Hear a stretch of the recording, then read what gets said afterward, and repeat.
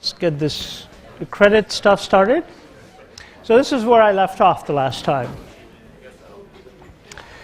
And so the idea was to talk about why we don't know the exact formula, but for obvious reasons of gaming, and I try to explain to you the reason we're not given the exact formula between these various factors and the final number is because then that motivates us to game the system, and that's not the purpose of this whole thing. So gaming defeats the purpose, and therefore the formula is guarded. It's not publicly known. However, we do know what factors go into this equation, and so you know that your bill paying history has 35% weight, length of bill payment 15, amounts owed by creditors 30%, new credit lines 10, and types of credit 10. So that is the relative weighting of the importance of what goes into this formula that's unknown.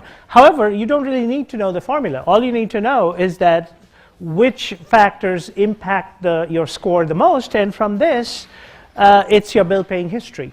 That impacts is the single most important factor affecting your credit score. So if you keep that in mind, then you can go a long ways towards either reducing or totally eliminating a problem that is likely to drag down your score by a significant amount, and that's your bill paying history. So if you manage to make sure that your bills are paid in time, not even a day late, because nowadays a day late is late because of everything's electronic. In the past, when things were mailed in, vendors or merchants who are likely to give customers a day or so of grace period, simply if the mail didn't arrive and things like that. But nowadays, that's not the case. For most people are paying electronically, and everything gets accounted electronically, so that advantage has disappeared. So if the payment goes even a day late, then it is late. It's considered late. So if you can take care of that one aspect of your bill paying history, then I think you're going a long way towards eliminating or reducing that factor that lowers your scores by the most significant amount, and that's your bill paying history. So if there's one thing you take out of this lecture on credit, it is that you need to be conscious of your bill paying history or how you pay your bills, and make sure that you're always on time. Before time or on time, but never late, because that's going to drag it down the score the most. So the original FICO score, and FICO stands for Fair Isaacs Company. It's a California-based company that first came up with this idea, this formulation of credit scores, and it ranges from 300 to 850. Median score varies year to year. Somewhere between 723 and 750 is where it goes. And as you know, median is a central tendency. So it locates the central tendency of the distribution. So that's sort of the median. And if you're below 600 or in the neighborhood of 600, that's pretty bad. That means that you're going to be shunned by most creditors. Now, as it turns out, all of these credit bureaus have their own formula as well. So you notice that these credit bureaus also give out their own scores. They have all calculated their own scores. So what will happen is that bank loan officers, when they're trying to decide whether to give you the loan, approve the loan request, look at all these scores and take the central score, the median score, as a representative score. So, and what is considered good or bad varies by the climate we are in. So, for example, when things went bad in following the credit, the mortgage housing debacle that started in 2007 or 2008, at that point things were pretty bad and pretty tight, and banks started ratcheting up their standards for handing out money, and you had to be really good, relatively speaking, to qualify for loans. So in other words, loan standards suddenly were ratcheted up because of the climate we were in then. So usually when things are going well in the economy, okay, the economy is in an upswing, lenders tend to be more relaxed in their criteria for giving out money. Whereas if the climate is poor or stringent or bad, things are closing down and the economy is on a downward slide, credit becomes tight. Credit becomes tight, and therefore you have to be really good to be eligible, relatively speaking. So so that's sort of something to keep in mind. So the environment, the overall economy, has an impact as well. Okay, on what is considered good or bad. There are no absolute standards. There are also relative standards, right, relative to what's happening in the economy. So, it is a good idea to keep track of your credit. Is not the score, because that's not free, but you can certainly look at the free credit report once a year from each of the 3 agencies to make sure that there's nothing blatant showing up on your record that shouldn't be there, because that's going to drag down your score. And as we've talked about before, if you are sure you're not going to be applying for any loans in the near future, it's better to put a lock on your system, on your accounts, so that nobody has access to it. That's one way of cutting down bad things happening to your account. So that's sort of one thing to keep in mind. It is something to keep in mind that when you borrow to buy something, make sure that the loan that the loan payments do not outlive the item you're buying. So the analogy is like a lot of times when all these universities, Big Ten universities, are paying, Indiana University being one of them, my alma mater, of paying all these coaches that they've fired over the last 10 years in football and basketball, and they're paying like around $50 million in dead money, as they call it. So these people are long gone, but their contracts have still to be paid out. Right? When you fire a person, you're still responsible for that remaining part of a coach's contract. So you can fire anybody you want, anytime you want, but you still have to pay them. So if you add up all the monies, and they're called dead monies, that the system, the Indiana University is paying out to its coaches that they fired, it's somewhere in the range of I read a number that said close to $50 million that they are owed, that they owe to various coaches they fired. So that's a bad use of money. That's the bottom line. So in a way, it's the same thing with items that you purchase. If you've got a 5-year plan and the item itself has gone, so it's gone bad or it's outdated within 2 years, then you're still, paying for it way after you've stopped using it, and that's not a good use of your money. So you got to be careful about how you spend your credit and what you buy with it. Do we have any questions? Any?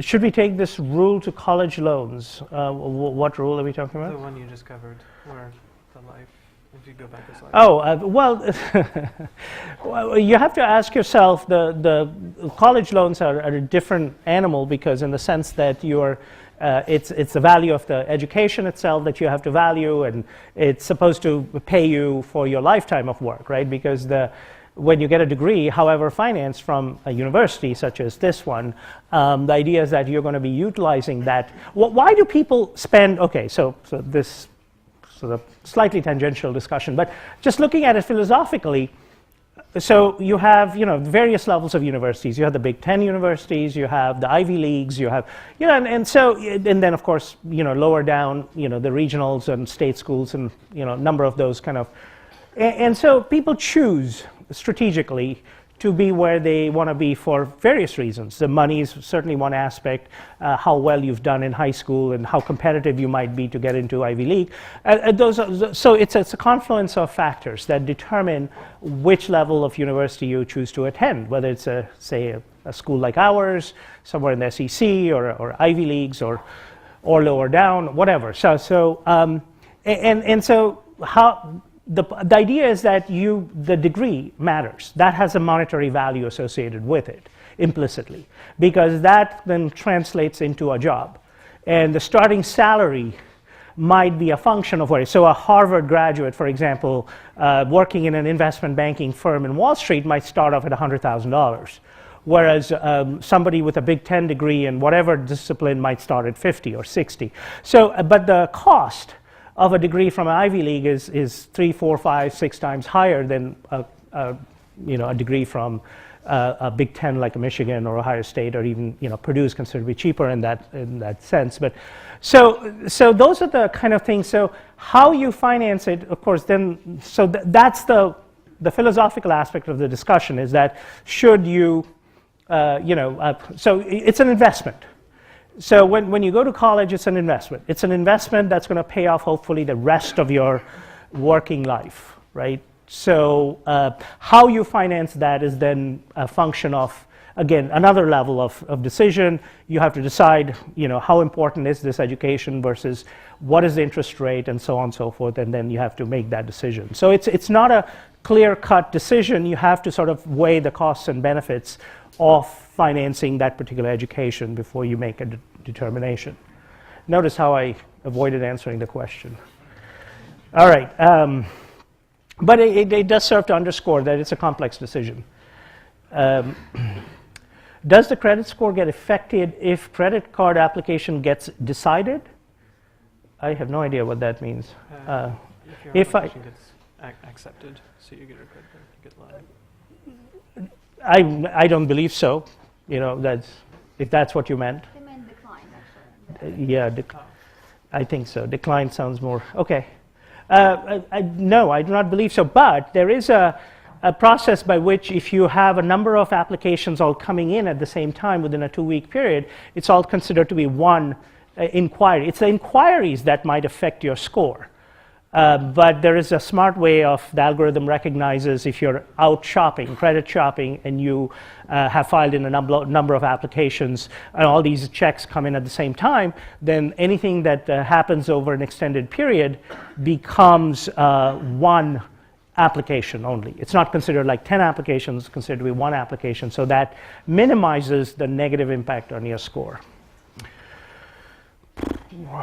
What is the difference between using a debit card as debit or credit? The simple thing is, what's the difference between writing a check versus using a credit card? Your debit card does not impact anything, because your debit card is simply, whether it's in plastic form or it's a checkbook, a plastic card which says debit card is a plastic version of a checkbook. So it's no different. So writing a check from an account that you already have money in is not going to impact your credit score because it's not credit. Recognize the difference. Credit and debit are different. So when you're doing a debit transaction with your debit card, that's not credit, and that does not impact your credit scores one bit.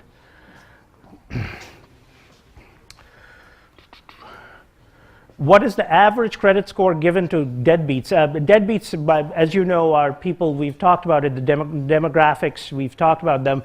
They're likely to be in the higher end of the scale, because these are people who can afford to pay off the balance every month. They're not going to carry over debt, so likely they're doing pretty well, so that's going to bleed over into other areas. If I had to guess, that'd be at the higher end of the credit scores. Why does PEFQ give, although they're not PEFQ anymore, they're PFQ. The E has been gone. It's PFCU. Yes. Why does PEFQ give a credit card to literally anyone who's a Purdue student? Literally, I don't know. You have to ask them that, because each bank has its own philosophy, and some banks are more stringent in who they give out loans or credit cards to.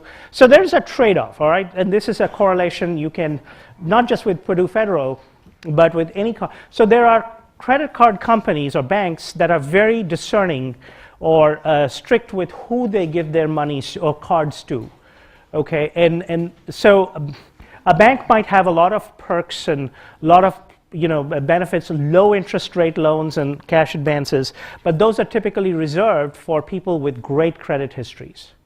So there's a trade-off. If a bank literally, as you said, gives out credit card to anybody and everybody who'll walk in through the door, then you can be sure that they are charging to recover. That's a high-risk proposition. So their value function of that particular bank is that they're going to take risks with their accounts, and that usually means that they have other ways to, they have fees, their interest rates might be, comparable to the risk they're taking and stuff like that. So there are other ways, fees that they charge to counterbalance that.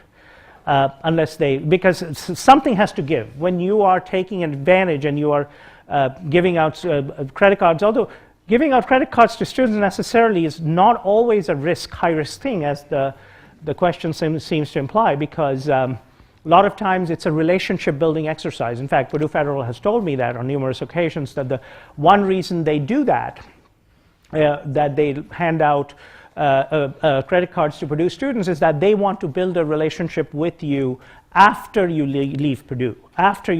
So they have a longer-term strategic goal in mind when they are doing so. They want to make sure that after you graduate and then you have the serious job, that you keep your Purdue Federal card in your wallet, in your wallet, purses, whatever. And so that's their goal. And to the extent that they think that happens, it makes sense for them to trade off short-term risk with long-term benefits.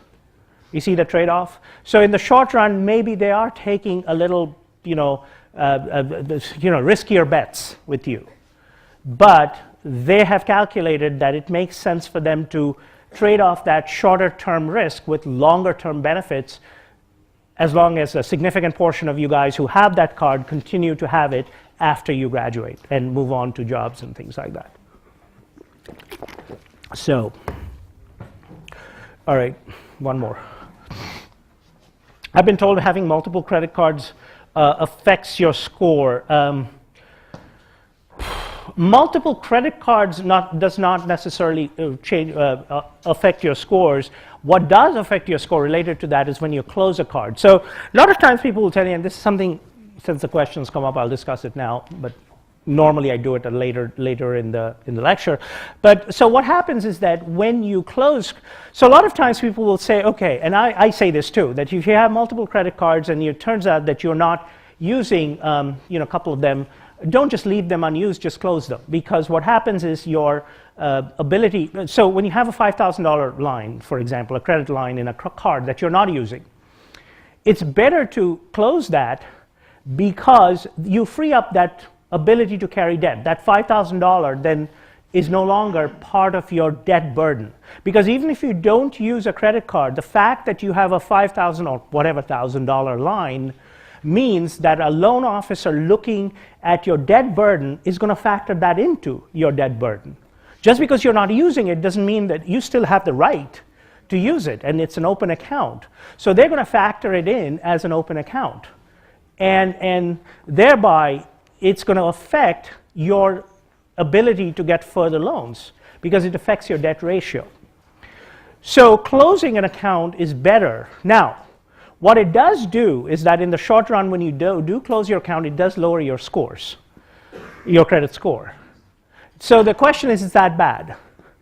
And that's an interesting question, and I've asked a number of loan officers over the years about this aspect, and the answer I continue to hear is that they would much rather see a lower score as a result of you closing credit accounts than to have open accounts, which then increase your debt ratio, but you have a slightly higher score as a result. So between the two options, they would much rather have you close they can account for that because loan officers are not robots. They can read the reports, they can see what's going on, and have a pretty good idea of what's going on behind the scenes, behind the numbers.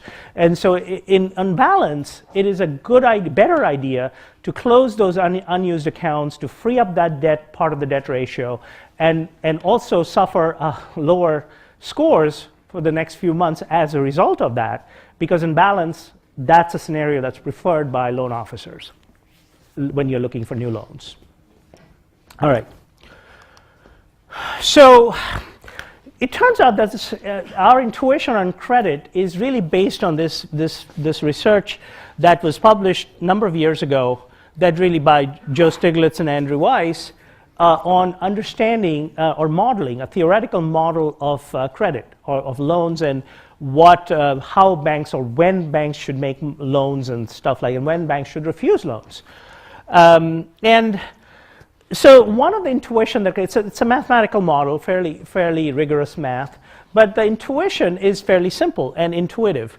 So what you see as an outcome of this mathematical model is that banks can choose to deny credit to potentially risky people, even if those people agree to pay higher than normal interest rate. So for example, let's say you go to a bank and your record is pretty bad for whatever reason, you're considered to be a high-risk bet, and the bank refuses your application. But then you appeal it and you say, listen, I mean, I know I'm a bad risk, I've been bad, I haven't been responsible. However, to compensate for my high risk, I'm willing to pay a higher interest rate than normal because I took this personal finance when I was in college, and I was told that the higher risk I take with investments, the higher returns I can expect to earn. So let me turn that argument against to you and say that, okay, I'm a high risk bet and I'm willing to pay a higher interest rate to compensate for my risk. So why should you deny me credit? You should approve the loan and I will pay more than normal, whatever that means, interest rate to compensate for my high risk. You sit back smugly grinning, thinking you've got the argument won, right? I mean, what's there not to agree to? You'd be surprised. The bank might still say no. And the reason why banks would still say no is not because they don't understand your point of view. They understand that perfectly well. But here's the problem if you're from a bank side.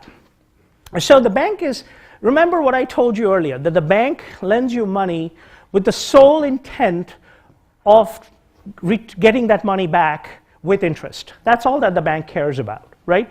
So the bank is always trying to figure out whether if they give you money, what are the chances that they'd get it back with interest. That's all they care about.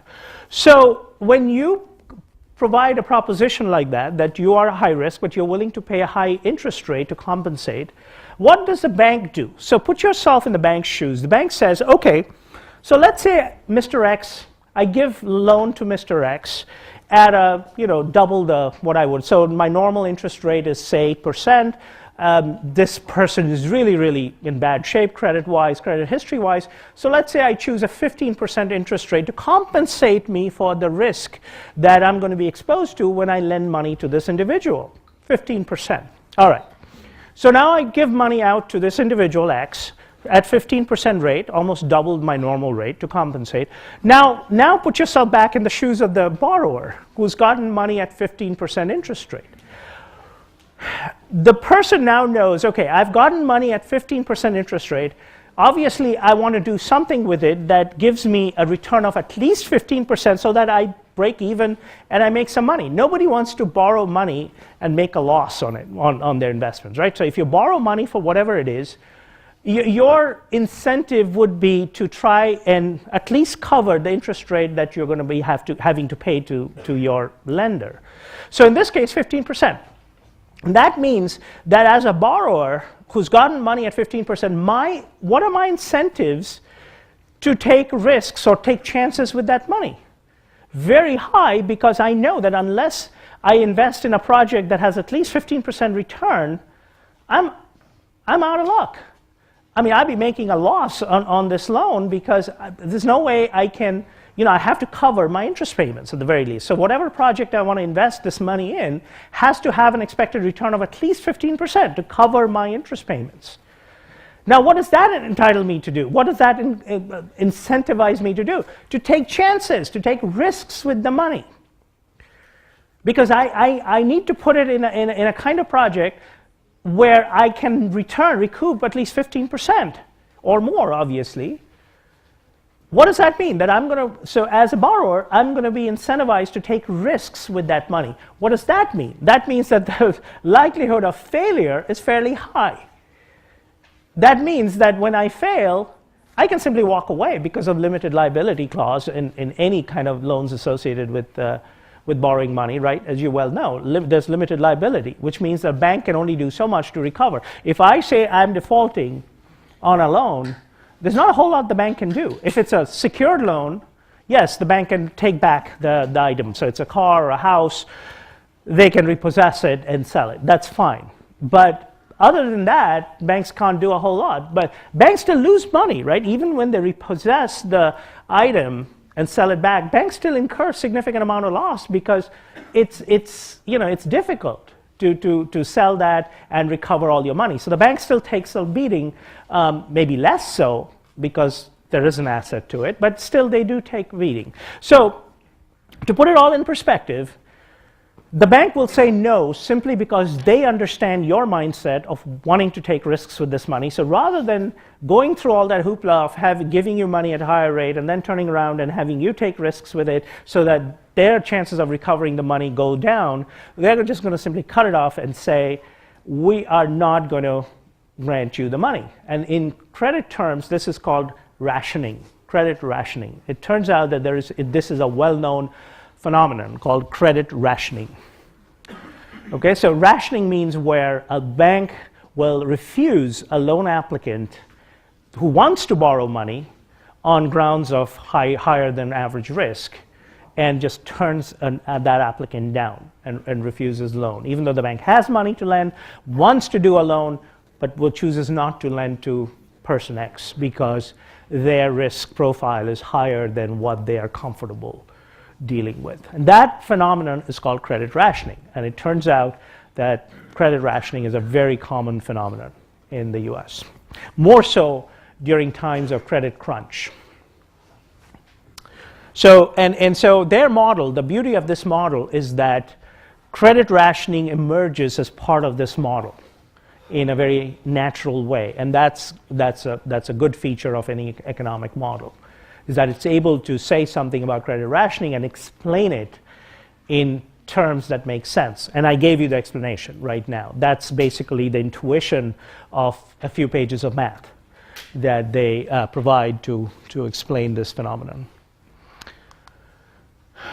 So I've told you. And a very good example of this credit rationing business and how it impacted the economy is the subprime mortgage meltdown that happened in 2007.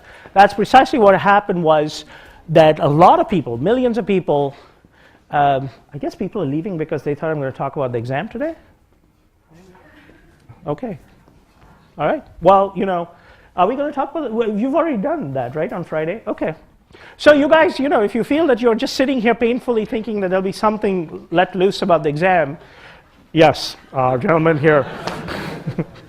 Okay, well, feel free. I won't take it personally. Okay, so although this stuff will be in the exam, that's for sure. Okay, I'll pause for a couple more minutes. If some of you want to follow suit, be my guest. Okay, so it's interesting when you think about the subprime meltdown. If I don't know how closely you followed that. This is about 4 or 5 years ago, and most experts say that it's not done yet. We will face another round of this stuff coming up. Either later this year or next year. This is coming up again. There'll be another wave of defaults leading to problems again. So what happened was, in a nutshell, thousands of people or millions of borrowers who had no business getting money, who should have been rationed, not only got money, but they got more money than they even, than they wanted, simply because these mortgage companies, were trying to make sales and look their numbers, so they were big loan officers in these countrywide financial, you may have heard of these names, they were being incentivized to close on loans. They didn't care who. They just wanted to show numbers of people that they made loans to. As a result, sometimes they even manufactured the credit history of these borrowers to make them look better than what they were, so that they could close on the deal and show the bank that they were making all these loans and get their bonuses and things like that. So as a result, you had developed this infrastructure of borrowers who had no business getting money because they were higher than average risk, and they got money, and quite predictably, a lot of them defaulted. And when you had a ton of defaults all happening at the same time, or similar around the same time, things got really bad. in a heartbeat, as you saw or may have read about or whatever and seen. 2007 and 8 were bleak years, and we are still not out of the things are a lot better now, but it's still not, we're not out of trouble. So that's sort of the counterpoint to why we should take this notion of high-risk individuals and not give them money willy-nilly because to avoid a problem like what we saw, right? So that's sort of the intuition there, that the subprime meltdown is precisely why we should respect this notion that higher than average risk, credit risk folks should not be given loans, because if you give too much of that, then there's going to be defaults, and that's going to lead to the economy getting in trouble in a big way. All right, so this graph simply says this, that this is that concave shaped curve is nothing but the bank's profit maximization path, and what you're saying is that R star there, this is just only math we'll talk about in this class, is that critical rate. So if your interest rates, depending on where your risk is greater than that R star, in other words, your risk profile is to the right of that R star, then you should not be given loans. If it's to the left, should you be given loans? That's basically the way to understand this graph. So that's the bank optimal rate, interest rate. Anything that is, so if you're high risk enough and your interest rate, optimal risk adjusted interest rate lies to the right of that R star, then you should be rationed. You should be rationed. If it's to the left, then you should get the money. That's basically this is a graph from the Stiglitz and Weiss article. Okay, so there are two things, and these two things will come about when we move to insurance, when we talk about insurance as well. So there are two things that we as individuals can do which can impact adversely what happens to whether money we borrow, to insurance contracts we take out, and those two things are adverse selection and moral hazard. Adverse selection we've already discussed when we talked about investments, right? Adverse selection is hidden information, that you know something about yourself that the other party does not know. And based on that information, you can take actions that can hurt your chances. So in a loan situation, adverse selection can affect whether you get money from a bank. Let's say you're higher than normal risk, and the bank doesn't know that well, cannot determine that because of adverse selection problems. Hidden information, you have information the bank doesn't have, and therefore they mistakenly identify you, peg you as a lower than average risk, whereas you are higher than average risk. And so they give you money, and predictably you default, and bank loses money, and so on and so forth. So that's an example of adverse selection, hidden information that you have, the banks didn't have, and therefore that led to what things that happen. Moral hazard is called hidden action. Moral hazard is known as hidden action. Adverse selection is hidden information, moral hazard is hidden action. So the actions you take, and this is particularly relevant in insurance. When we talk about insurance in the next module, moral hazard will play a big role in that, because when we, unbeknownst to the other party, whether it's the insurance company or it's the bank, we can take actions that can adversely impact what happens either to the insurance contract or the loan that we get from the bank. Okay, so if we take chances with it, the bank may not be able to see it, and so on and so forth, and therefore that can impact adversely what happens to that contract. And therefore, that moral hazard is a big problem. So both adverse selection and moral hazard are important considerations that both banks and insurance companies try to minimize through their the forms they make you fill out, the health checks, all the other stuff that they make you go through, looking at your credit reports and looking at the history of your behavior. They try to lower these incidents of adverse selection and moral hazard. And therefore, there was a question one of you asked last time on Hot Seat, why is it that when I don't have a track record, I've done everything with cash, and yet I'm discriminated against almost, it seems like, when I go and apply for a credit card or whatever. And the answer is simple. When they don't have, the fact that you've transacted with cash without credit is a great thing on one aspect, but it's also not a very good thing in another aspect, which is that the companies don't have a way to judge what you're likely to do with credit, because they have nothing in your past. Are you looking for somebody? Can I help you? You've got a camera and you're trying to take pictures. Okay. Can you find out what's going on? Okay.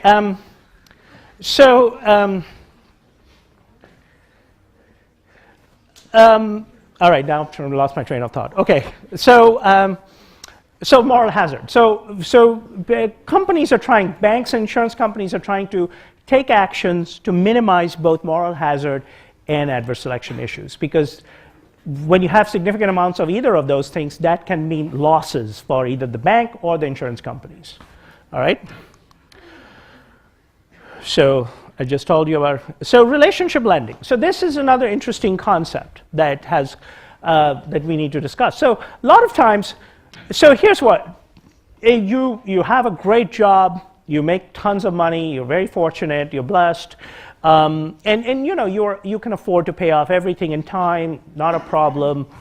And you have no relationships with the bank. Bank doesn't care. Your record, your numbers are so good. The amount of money you make is so good relative to the debts you have that anybody will fall over themselves to give you a credit card, to increase your limits, to give you whatever it is you want from a bank, because they see this as a very safe bet because of the money you make, simply. So then if you fall in that category, you are indeed blessed, and it's a great thing. On the other side of the equation, on the other extreme, let's say you don't have a very good job for whatever reason. You are in an hourly wage kind of position, so you're constantly worried about whether you're going to be able to pay all your bills and things. Chances are that the bank is going to not be very friendly towards you in terms of loans and things like that. So in these two extreme cases, the action that banks will choose are fairly clear. In one side, they will fall over themselves to give you money or whatever it is you want when you want a loan. On the other extreme, they're probably not going to be as enthusiastic to give you money because of problems with income generation and things like that. So the extreme cases are fairly well defined. Now let's consider people in the middle, which is basically most of us. Right? People who are neither making a ton of money or nor making probably extremely bad, or not badly, doing badly in terms of jobs and things. So somewhere in the middle class. For them, relationships can matter. And what do we mean by relationships? Okay, so relationships are what is called soft information, as opposed to hard information, which is accounting-driven information. So think of information as divided into soft and hard.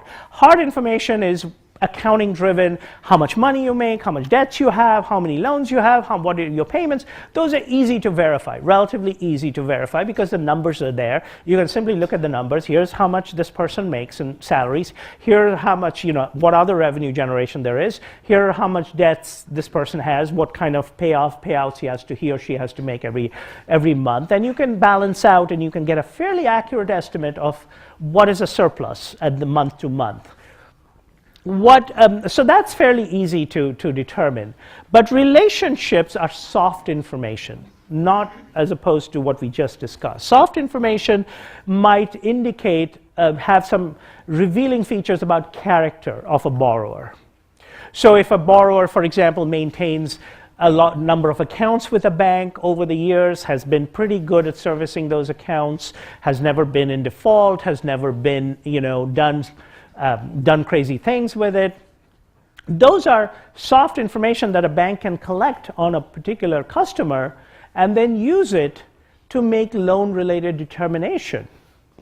So, for example, a person, an applicant may not have stellar numbers in terms of loans, in terms of money he or she makes and things like that. So, and so on one hand, the loan officer might be tempted to reject a loan application just based on those numbers, hard accounting numbers.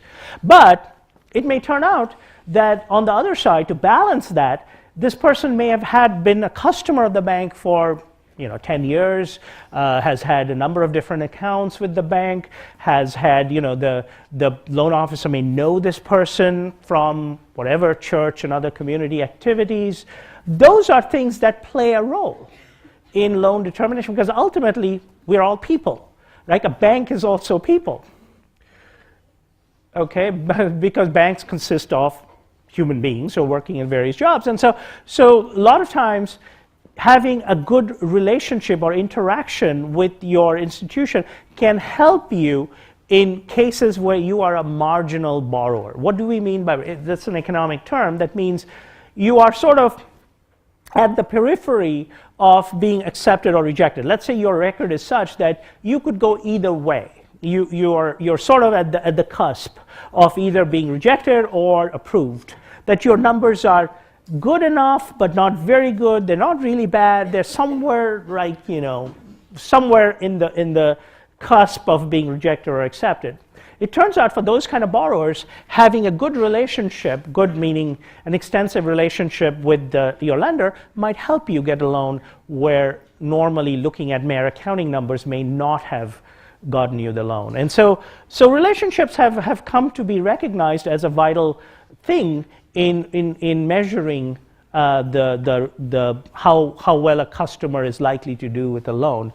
And so relationships encompass soft information as opposed to hard information that is more accounting driven and easier to identify. Relationships take time. You can develop and nurture an interaction over time, and those can matter. But one thing that has to be stressed here is that relationships only matter for those people who are sort of in the middle, not the extremes. The extremes will get approved or get rejected regardless of whether they have relationships or not. It does not matter to those people. What does matter, relationships do play a role for people who are in the middle, for whom this added bit can give them that added push to get a loan approval. Okay, so I just mentioned that. Any good chatter on hot seat?